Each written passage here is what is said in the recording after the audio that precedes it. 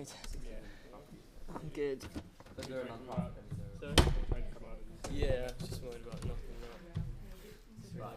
We've always run out like 10 minutes before the end of both presentations. So it's like recorded both the lectures so far, but like 10 minutes at the end. Yeah? It's really annoying. Yeah, it's good now. I've got some better They battery. release ended in June. Okay, thank you all for coming this afternoon. As Donald George called us earlier, small but elite few, very kind man. At the moment we have Roger from the Open University. He is the chair of the Cooperative Research Unit at the Open University and has much experience in researching in third world cooperatives and in many other social enterprises. He's done many research projects on takeovers of failed businesses, which I hope don't exist in Edinburgh. And he also lots of his research has resulted in many conference papers, journal articles, and several chapters in books. Today he will be talking with us about a comparative organisational perspective, including international comparisons, the advantages of co-ops, the challenges of governance, and models of entrepreneurship. Thank you very much. Okay, thanks, Finn.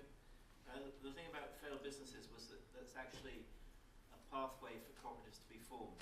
So in a number of countries, they have been sort of conventional businesses have been failing, and then there's been a sort of worker trade union-led response to that, and a worker buyout, which is kind of part employee-owned, part could be considered a worker co-op in many countries.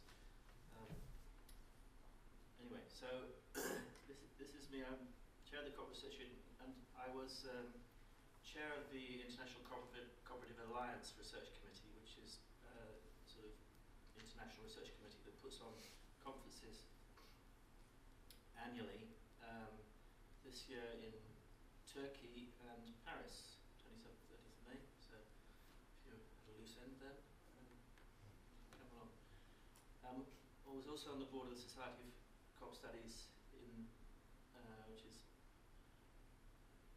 tends to meet in Manchester, and there's a Journal of Cooperative Studies, and the editor of that is a guy called Paul Jones, who's from the credit union part of cooperation. The society and the journal do have a history of being closely linked to consumer cooperatives, but they're broader than that. So I started my research on cooperatives in the sort of 80s, and more recently I've been linked to this EMES network, which is Emergence Entreprise Sociale, which is social enterprises, of which we would regard non-profits and cooperatives as being the two main types. So that's my kind of my work. I do stuff in social entrepreneurship, and I'm a master's in social entrepreneurship in Roskilde University, probably better known for the Roskilde Rock Festival. There we have 35 students. You actually get paid to go to university in Denmark. Can you believe that? Anyways, that's some of my background. So I thought I'd start off with saying something about what is the cooperative advantage. Why do we see co-ops emerging? Something about a sort of comparative look at cooperatives in Europe. Why are they so different in terms of the population of cooperatives in different parts of Europe? Look for some explanations of that in terms of institutions supporting cooperatives, and what I think is a possibly important area on cooperative entrepreneurship, or different models of cooperative entrepreneurship, and then finish up with something on governance issues. So, okay, I think I'll do this one first. So the cooperative advantage. Why do cooperatives arise is the interesting question, and there's an argument that they arise out of a market failure in some respect. So in what Tony was saying beforehand about the rise of the Rochdale Pioneers, the market failure there was that the quality of the food was pretty poor. You know, it was doctored, flowers doctored with chalk and so on. So a market failure will lead to a response by people who are suffering from that market failure. And so the key feature of a market failure is trust or lack of it. Now, if you're buying a sort of a table, you can go and inspect the table, and you know, see it's got 4 legs and reasonable top. So through inspection, there's not a big trust issue. If you're putting your granny into an old people's home, there's a lot of tricky issues about not having enough information about the quality of the service, and maybe your grandmother might not be kind of very good at discerning or reporting back the issues about the quality of the service. So that is, we call it a kind of situation where there's more information by the provider of the service than the consumer of the service. And there's a potential for being ripped off by the provider of the service there. So there's a trust issue actually in lots of goods and services. So the cooperative bank, which Tony's also talking about, in the 1980s rethought its position as an ethical bank, and what it was kind of trading on, the idea it was trading on, was that we leave all our money in these banks. They have masses of financial resources, but what do they do with it? And so there's a trust issue about what they do with it. And so the cooperative bank said, well, we won't invest in defence and alcohol and tobacco, and so that was a kind of a way of dealing with the trust issue. Currently there's trust issues around food security, where the food comes from. So if you look for the trust issue, the advantage that cooperatives and non-profits have is that the non-profits, they don't make a profit for an investor, and a cooperative doesn't make a profit for an investor. It redistributes the profit to the consumer. So there's no point in ripping off the consumer if you're going to pay them profit back again. So that's the trust advantage, and the argument is that there are market failures, and the cooperatives formed to address that market failure. Secondly,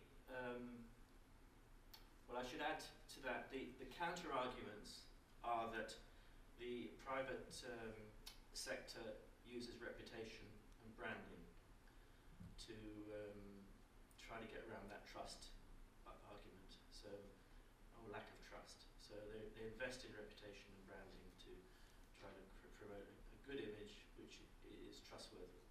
But you're still left with that nagging doubt about what they're doing with their profits, and these days are they paying any taxes on their profits? And the other factor which I think limits the trust advantage, paradoxically, is legislation. So it's almost better from the trust point of view if everyone's getting ripped off by bad private business, or if there's no legislation on food, the quality of food, because then you're more likely to put your trust in a cooperative, say a consumer cooperative, because they're not going to be ripping you off for some overseas investor. So legislation, and I think Tony mentioned that legislation of food quality and so on, paradoxically restricts some of the trust advantage. Secondly, there's the mobilisation of weak players in the market. So the history of farmers who were small farmers who don't have a good position in a market, by getting together, they can both channel them and access markets, but also they can have processing capabilities which they might not have been able to do previously, and so they can enter a new market. Probably recent examples of that are the sort of farmers who feel that they're disadvantaged because of the power of supermarkets, the sort of big five supermarkets. So farmers' markets can be seen as a response to that, mobilising weak players to compensate for having a weakness in the market. I think that's so. Those are two main reasons, rationales for cooperatives being formed: the market failure and mobilising weak players in a market. You probably can't read this, but this is what's known as the social economy in terms of social economy. Has lots of definitions, but the one that's sort of accepted most in Europe is by organisational type. So cooperatives, mutuals, associations or non-profits, and foundations. And so the figure on the right, you can see Belgium 6.9%, France 8.3%, Ireland 9%, Greece only 1.8%, UK 6.1%. But you can also see, maybe not from that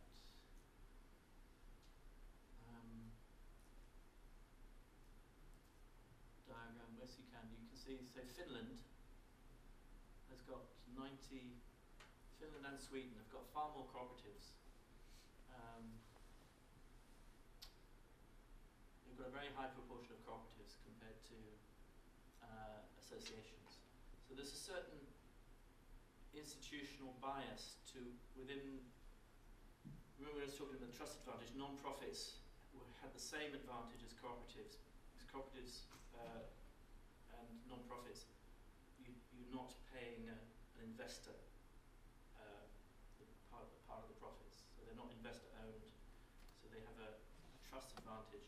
So why would you form some cooperative in some countries, cooperatives, in some countries, associations, or what we call voluntary organisations? And so that's Eastern Europe. We see that.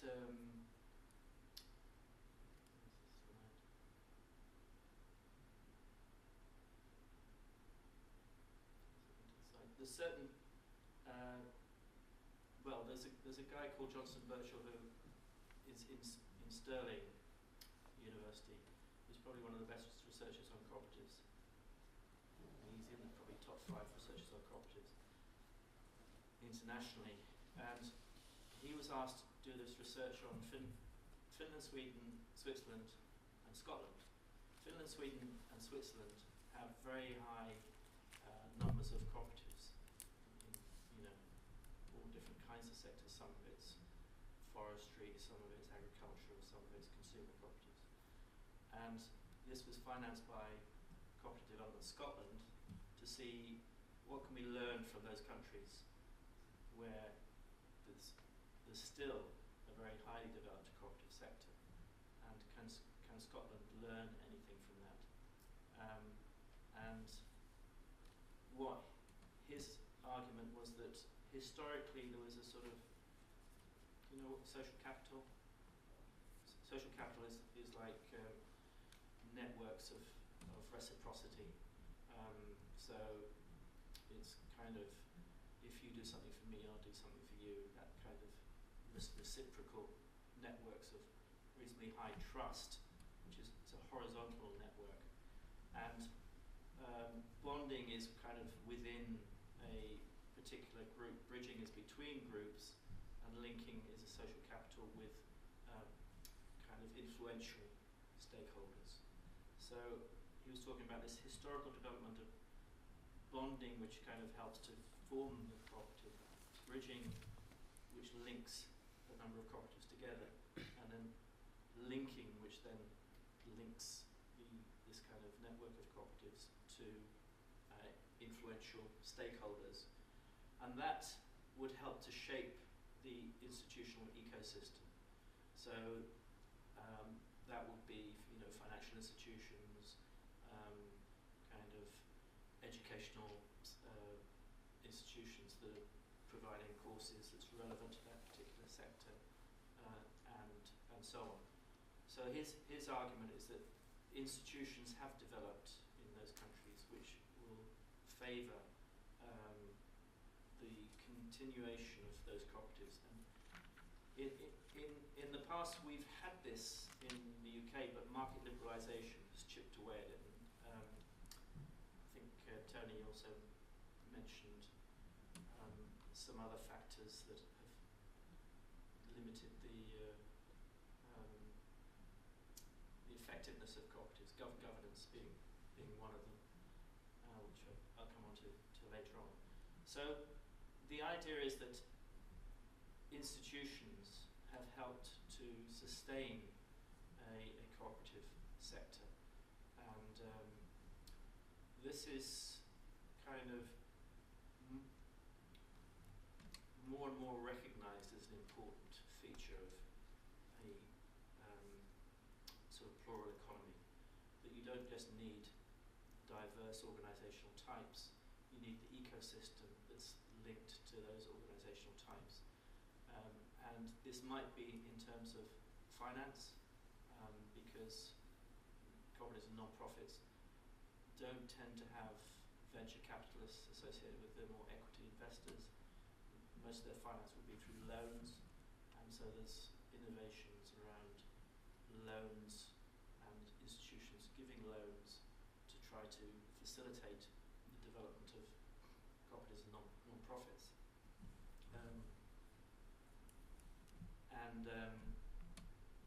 Ecosystems also cover the entrepreneurial aspects. So I'll come on and say a bit more about that again, but we have a network of small business support agencies, and the argument is that because cooperatives are different, they need a kind of either their own separate support structures, or there's a term that's used which is called braided support, where you have some elements of support from, say, the small business sector, but then some elements of support from the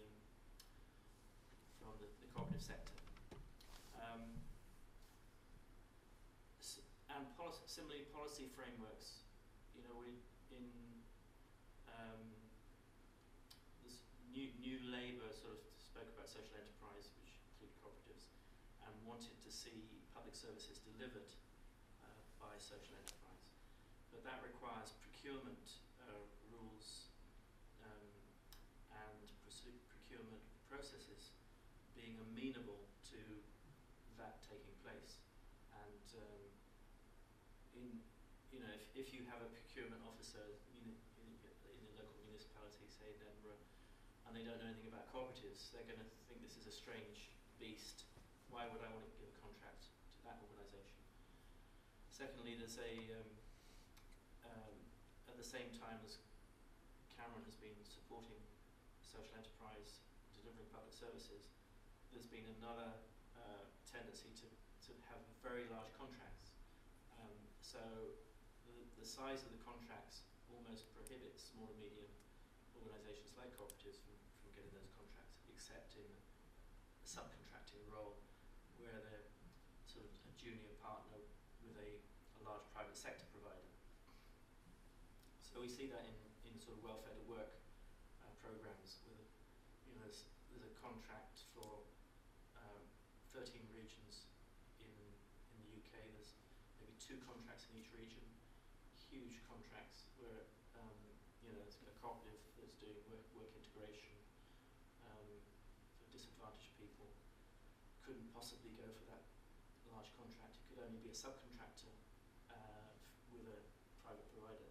So that's the kind of policy framework and the enabling ecosystem that would limit or support the development of a sector. And I think in the cases of Finland, Sweden and Switzerland, they've reached a point, like 20% of the economy, where they're big enough and they've got strong enough political ties. UK Cooperative Party's got political ties, but they're quite, it's got a party, but it's affiliated to the Labour Party. It doesn't really stand up and protect the movement very, very strongly. So, but Finland, Sweden and Switzerland is more institutionalised that this is an important part of the sector. Denmark, for example, 90% of food production is through cooperatives, agricultural cooperatives. I don't know what it is in Finland and Sweden, but the consumer cooperative sectors in both those countries are very, very large. And I think forestry is quite close to 40%. Switzerland has very well established consumer cooperatives. But once you get to that scale, it becomes part of the thinking of policymakers, and it, you don't have, you have policy and legislative changes which recognise the role of cooperatives. So institutions. So we're not talking just about the advantage of a cooperative in a particular market. We're talking about, does it have the institutions, in terms of policy measures, appropriate legislation. You might have noticed that the social enterprise got its own form of legislation in the UK called the Community Interest Company in 2006. And that was kind of both important symbolically, but it also meant there was recent legislation specifically oriented towards cooperatives. Towards social enterprise.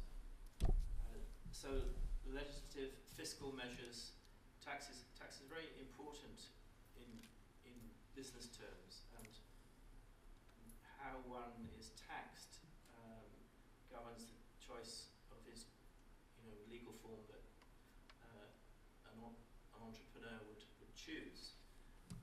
So the tax regime is important, and what's the tax on dividends and so on. Dividends going back to the consumer, and how are they treated on an equal footing in terms of legislation and fiscal measures? Is there a policy framework that is where the cooperative sector is treated similarly to the SME sector? It's not asking for special treatment, it's just asking for recognition of difference. Are access to procurement markets equitable for the sector? And so on. These are the kind of institutional issues that I think are important.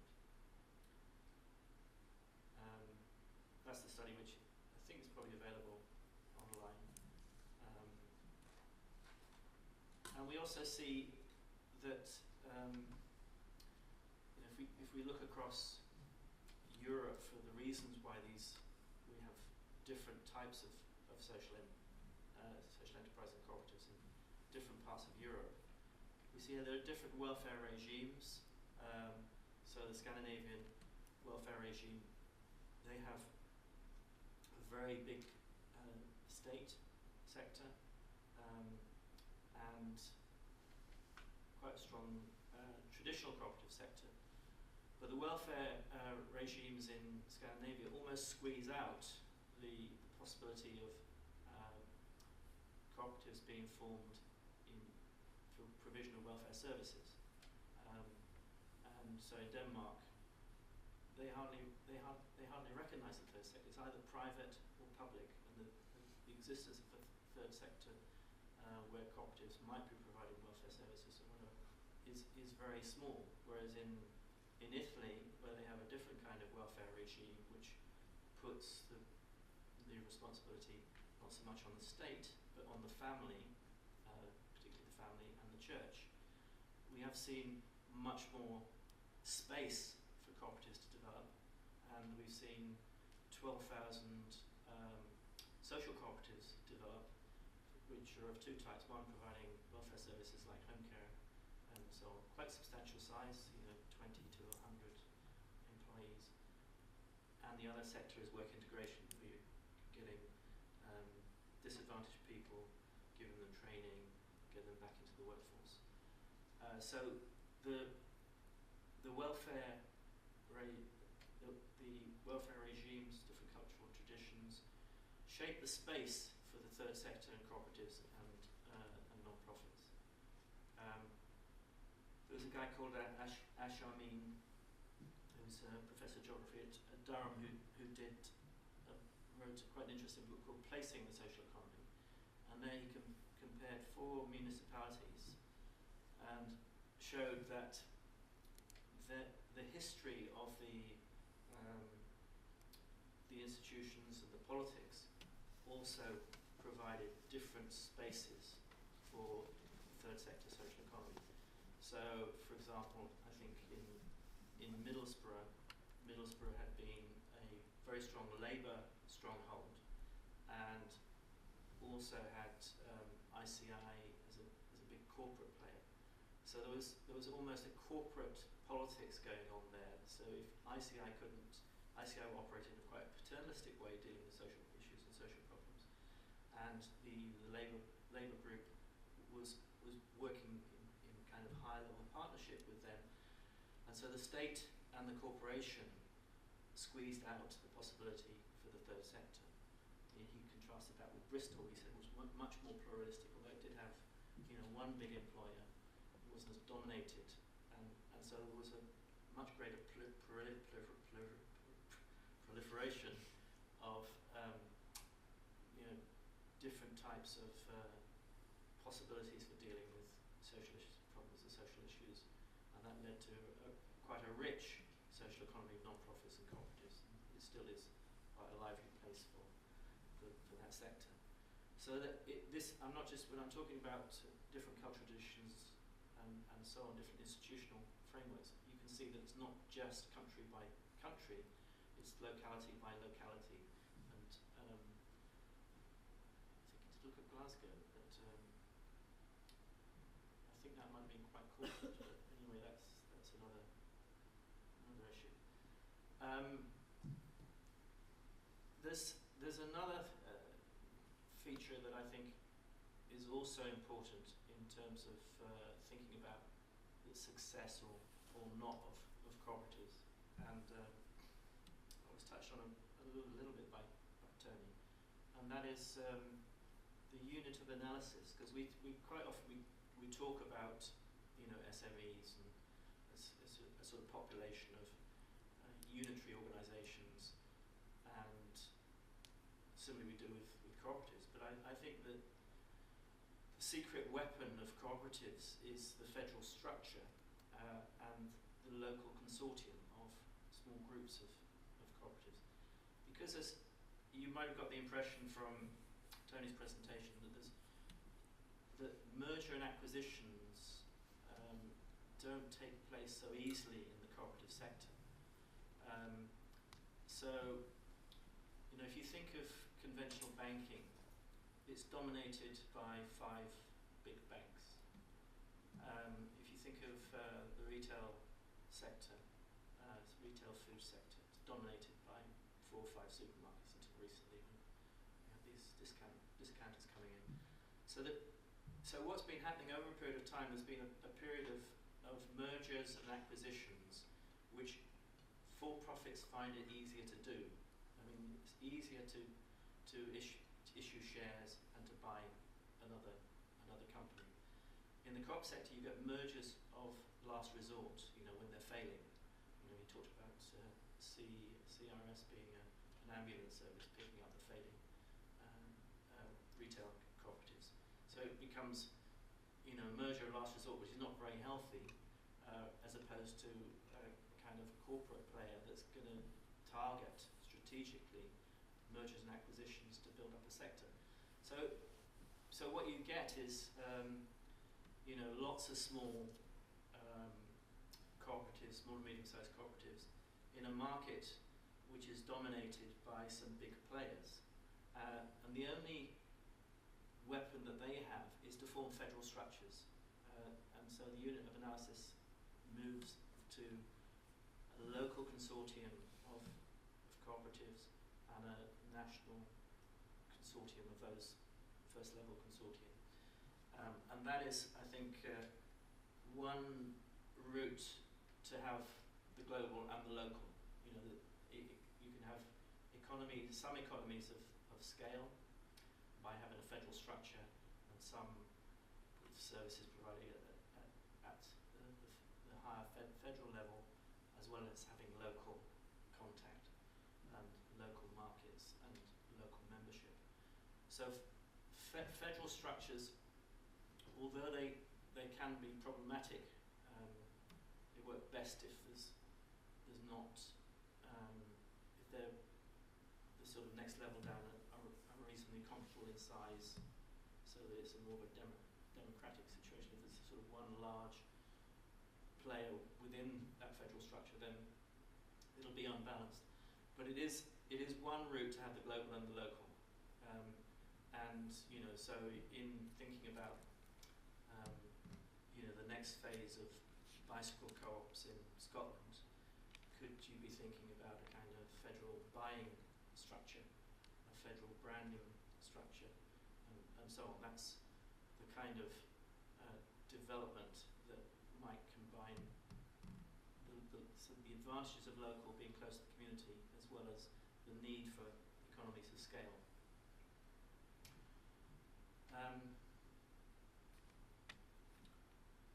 The other part of institutional theory is that there's been quite a few writers who've said that over a number of years, cooperatives and kind of more idealistic organisations lose their values, and so Meister, who's a French guy, talked about a life cycle model. And you can see this, Tony talked about it in the consumer cooperative movement, they've lost their values. And there might be lots of reasons why that. He suggested one or two. I mean, the growth of the meritocratic society in post-war UK undermined the situation where you had a community where the local kids who were bright didn't leave the area but stayed in the co-op, got promoted up in the co-op. With a meritocratic society and increasing higher education, mobility of that class became more possible, and so instead of having people who grew up with the cooperative and got promoted in the cooperative, you get kind of a labour market, managerial labour market that operated horizontally. So, you know, Tesco's managers, middle and senior managers, might be recruited to the cooperative rather than them kind of growing their own managers and instilling the kind of the values that were part of that community, part of that tradition. And that's, he mentioned, well, you might be talking about some of that in Graham Melmoth, when he was reviewing the crisis in the cooperative movement in 2001-2, was recognising that a lot of managers didn't know what a co-op was, you know, let alone the 6-7 principles and the values that they were supposed to adhere to. So that's one of the reasons why we have this degeneration, and isomorphism means iso is the same shape, and the argument in institutional theory is that the dominant organisational form will have institutions that fit with it, and other kind of forms that are kind of one side or the other of that are different from the dominant form will be influenced by that dominant institutions to move towards the similar form as the dominant form, which is the business form in the areas that we're discussing here. So there are different processes. Normative isomorphism would be the training, the education. You know, whether you've got training colleges and universities that give education about cooperatives and cooperative management as being distinctively different field of managerial practice, and mimetic isomorphism. Do you, if we all know the stories about, you know, new public management, copying business practices in the public sector, the same's happening in the charitable sector. They're copying business practices because they think business practices work and somehow, you know, are better, rather than thinking, well, actually, in the non-profit and cooperative sector, we should be developing our own practices that are relevant to our own sector. So those are patterns of isomorphism which also explain why you know, the sector can decline over a period of years and lose its values.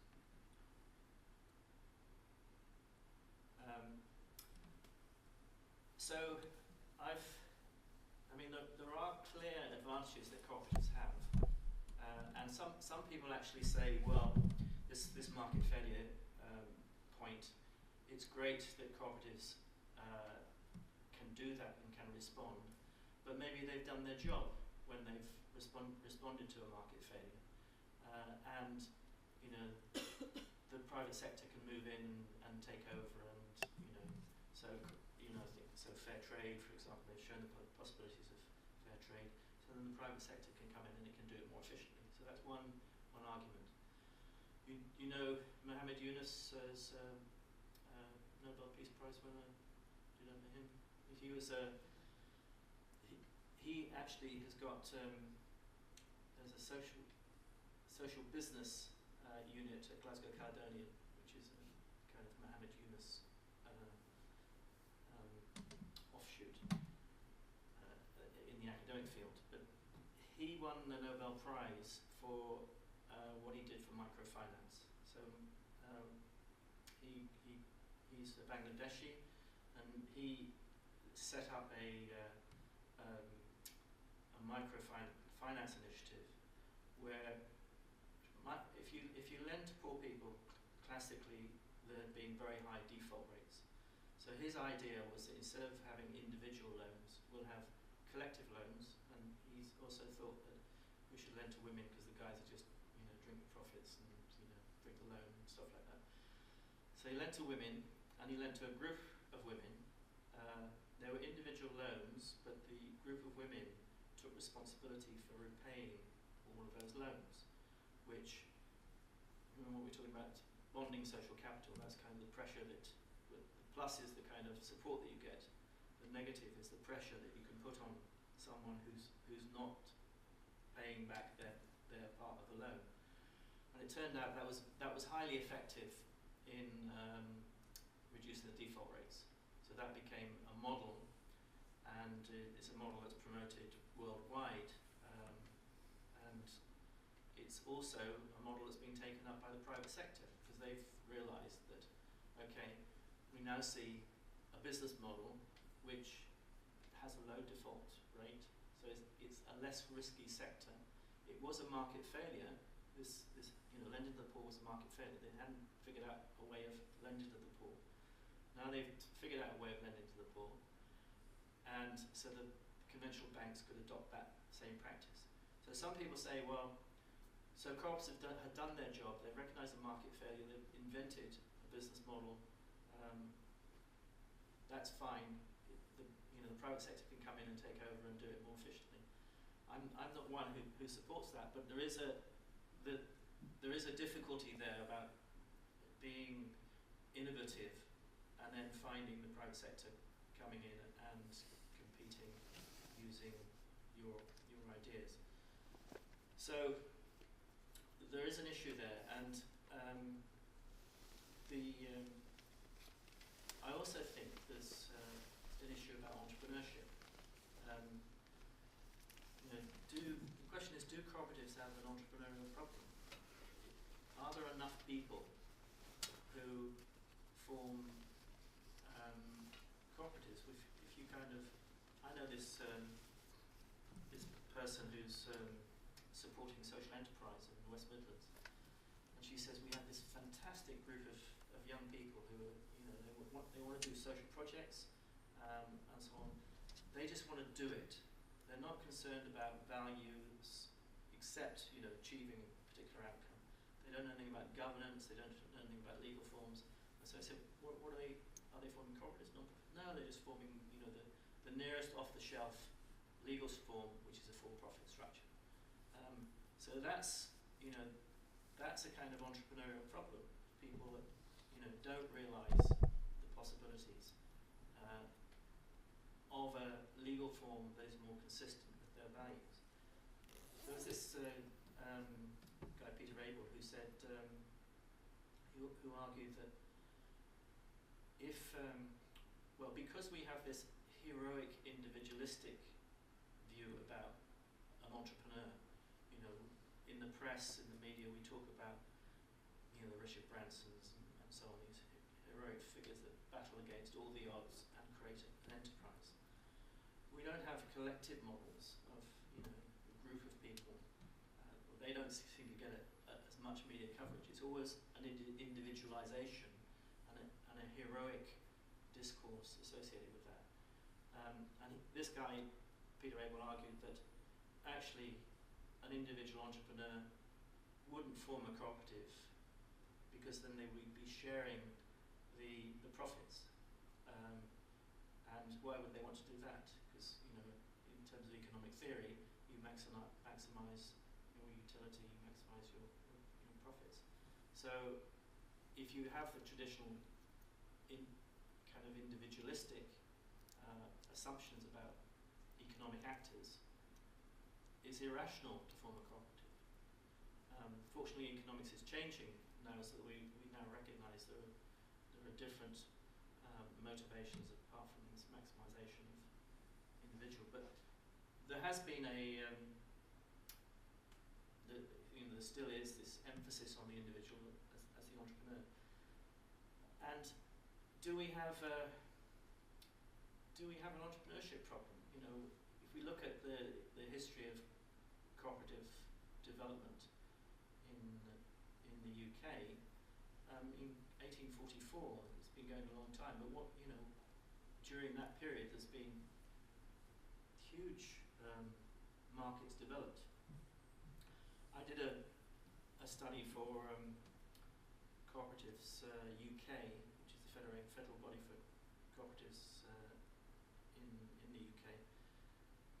In the early 90s, when they changed the market for welfare services and said we want a mixed economy of welfare service delivery, we don't just want the state providing home care, residential care and so on. We want private, third sector, cooperative and full profits. And at that time I found some cooperatives doing home care in Sunderland and in Shropshire.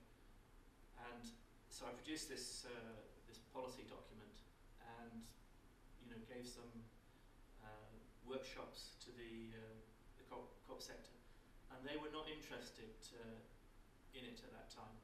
But now, 20 years later, they have become interested in it. But this was a new market at the time. When I visited this place in Telford, there was, I think there's one private home care and one cooperative home care. When we went back 10 years later, it was still the cooperative home care, but there were 10 private ones competing with it. And that's the story everywhere. There's privates. The state provision has declined like that, and the full profit has increased to take over from it. So why wasn't we see markets developing? Why hasn't the cooperatives been formed in those sectors? You could say, coffee bars. You could say microbreweries. There's growth sectors in every economy. Why are we not seeing cooperatives being formed in those sectors?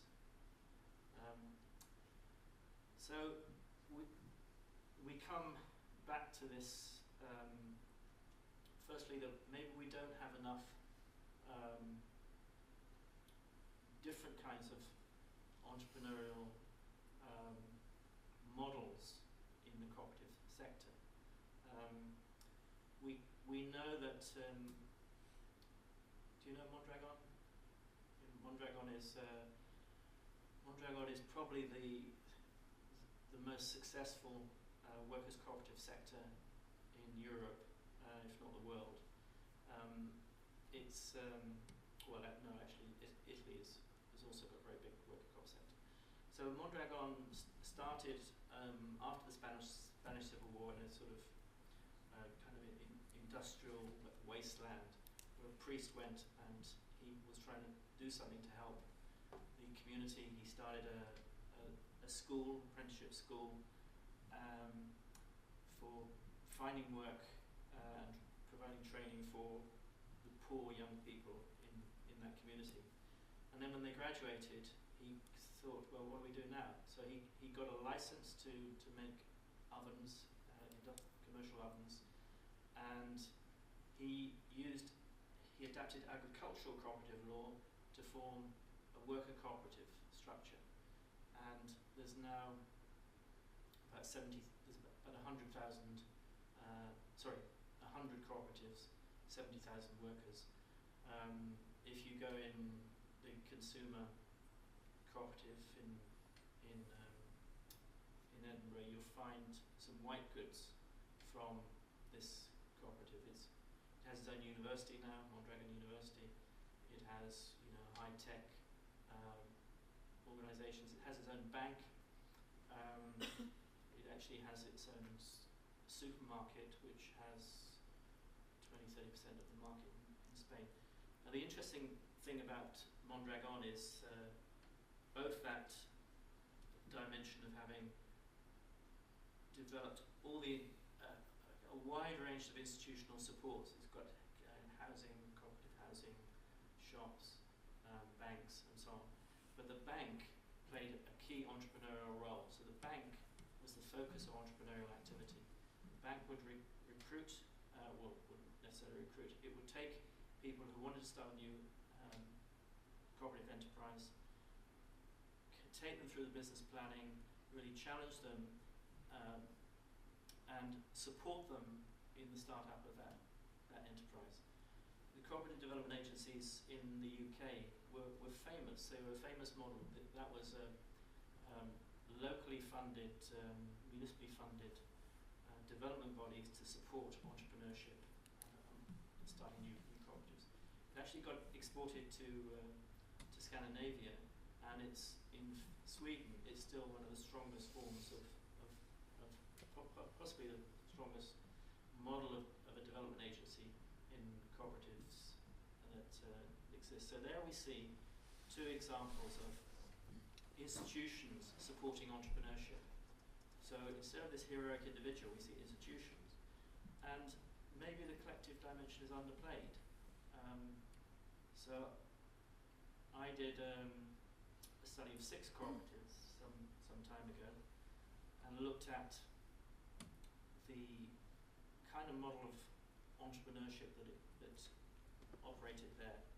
So there was a small co-op merger, Asian Video Service, employee-owned buyout from the public sector. These were sort of privatizations that were more like socializations. So instead of going to the private sector, it became a cooperative. So they had different pathways there. And in all cases, I found that the entrepreneurship was not the heroic individual. It was a more collectivist. It was joint. It was a leader plus supporters or a team. And there were circles of entrepreneurial support, a wider group of stakeholders that were supporting that, and social capital was used. I also found that the institutional choice, the institutional form that they chose was a cooperative, but actually they were supported by cooperative development agency workers who said, why don't you form a cooperative, then we can help you more. And so it was a mediated choice, which in some cases they regretted, but there's probably masses of for-profits that are formed that might have preferred to have had somebody to advise them to form a cooperative when the for-profit form was not suitable. So it's going to happen in both areas of the for-profit in a appropriate choice of institutional form, but also in the cooperative area. So that was the view that we underplay the collective dimension. We under-recognise the collective dimension. And this was another study where I found that actually organisations were playing a role in entrepreneurship. This was on looking at social entrepreneurship, but some of these were social cooperatives. So, in fact, in the social cooperatives that I mentioned in Italy, they have local consortia of maybe 15 local social cooperatives. And the consortia, local federation, would play a role in saying, why don't we start a social enterprise in this area, a social cooperative in this area? And in Mondragon, they were also structured by groups, and they would do the same thing. They say, well, look, we're importing all this from the private sector. Why don't we form a cooperative for that part of the supply chain? So basically, what I'm arguing here is that there are other models of entrepreneurship apart from the heroic individual, which I think are maybe more important. I think, firstly, there is a problem of entrepreneurship in the sector, and we need to recognise these different models. The Cooperative Enterprise Hub has now stopped being funded, but that was the consumer cooperative movement sponsoring entrepreneurship in the local mainly worker cooperative area. The German Cooperative Audit Association has done something similar. It's recognised that there has been an entrepreneurial problem. There aren't enough new cooperatives being formed. So they started supporting cooperative development agencies there's a number of different audit associations which like federal bodies. So those are two examples where we've seen a kind of institutional sponsorship, organisational sponsorship. Oxford, Swindon and Gloucester, which is now Birmingham Midshires, did something similar, Cooperative Futures. So it funded a development agency for mainly worker cooperatives. The Cooperative College, you going to talk about the Cooperative College, Julie?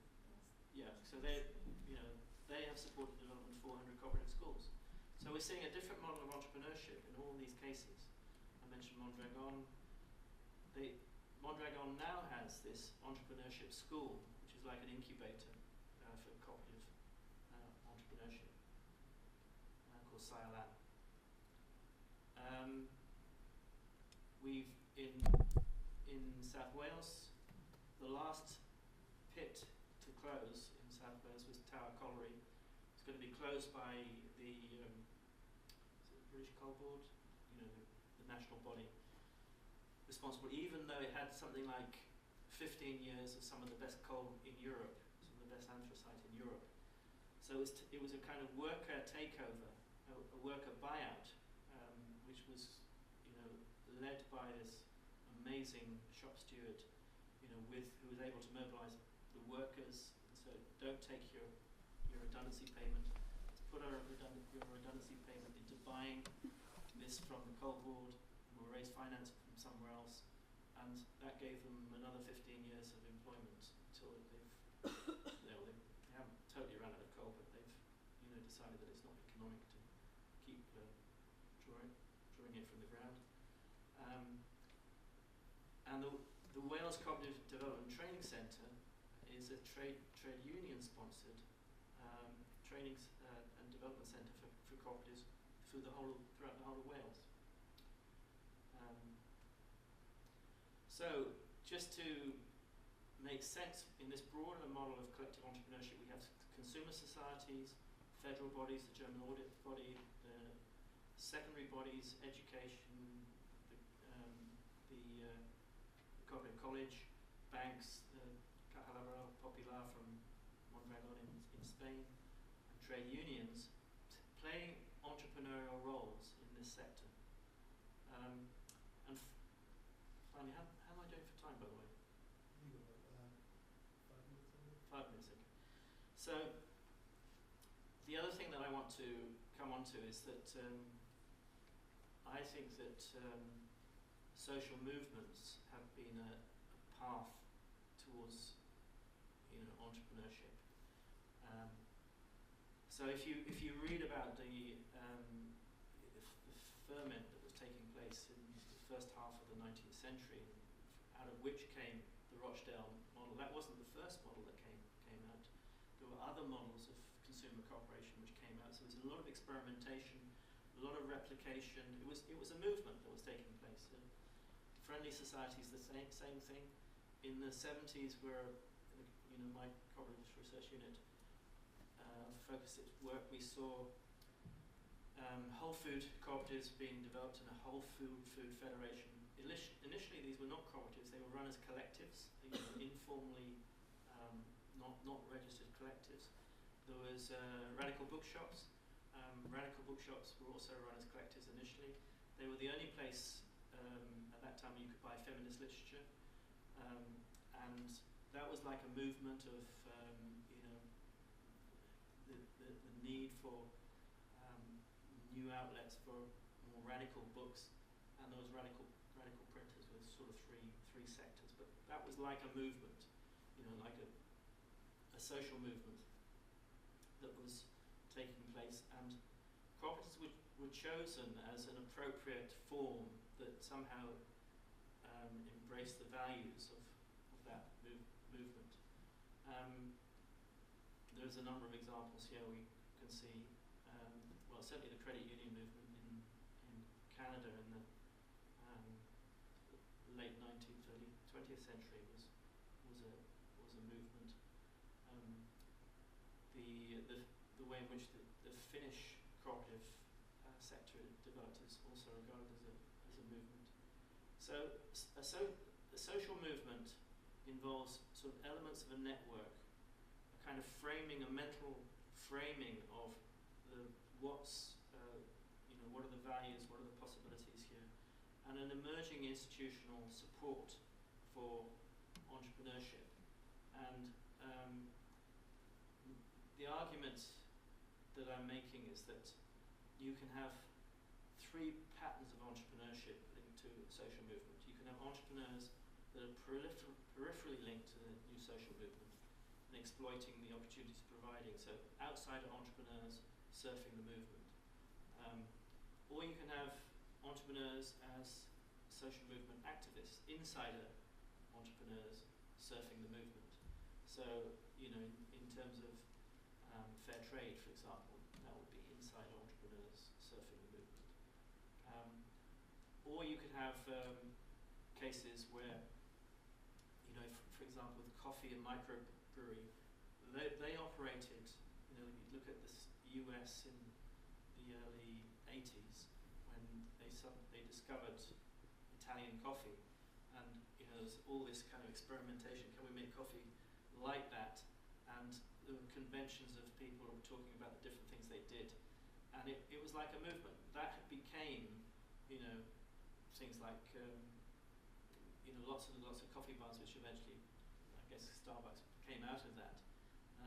But in that case, entrepreneurs are the wave. So the argument is that that social movements and what are the new social movements now? Ecosystems and I know it's probably social justice, probably, but certainly ecosystems you could see is an entrepreneurial options emerging from that, and the argument is that's happened in the past. This is something I mentioned at the start, that we've seen trade union-led initiatives to save jobs, have you heard of Naomi Klein? So this is I think her book called The Take, which is about it's called Empresas Recuperadas, which is recovery, saved enterprises which were failed businesses, or ones where the owners, the capitalist owners, just left them because it was after the currency crisis, when the Argentinian pesos had been linked to the dollar, and then the currency collapsed when they stopped linking it to the dollar, so the whole economy collapsed.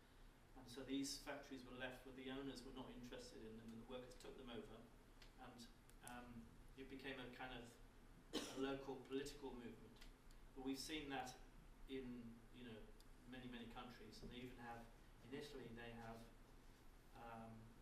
legislation about insolvency that gives workers a higher right in the pecking order of state